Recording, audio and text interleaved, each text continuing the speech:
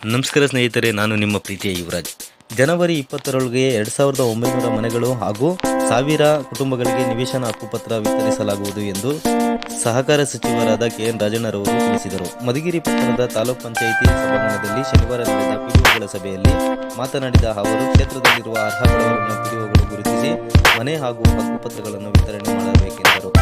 ತಾಲೂಕಿನಲ್ಲಿ ಈಗಾಗಲೇ ನಿವೇಶನ ನೀಡಲು 122 ಎಕರೆ ಜಾಗ ಗುರುತಿಸಲಾಗಿದೆ ಎಂದು ತಿಳಿಸಿದರು.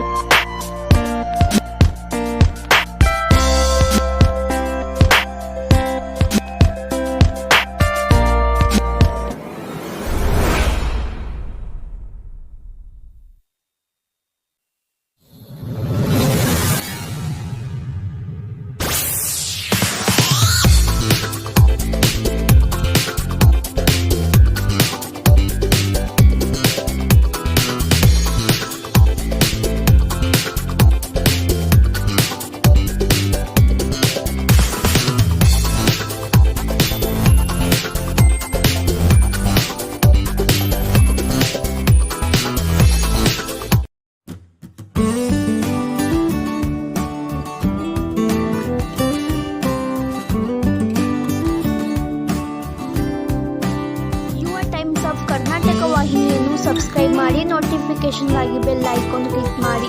ಕರ್ನಾಟಕದಾದ್ಯಂತ ಜಿಲ್ಲಾ ಮತ್ತು ತಾಲೂಕು ವರದಿಗಾರರು ಬೇಕಾಗಿದ್ದಾರೆ. ಸಂಪರ್ಕಿಸಿ 7892261369.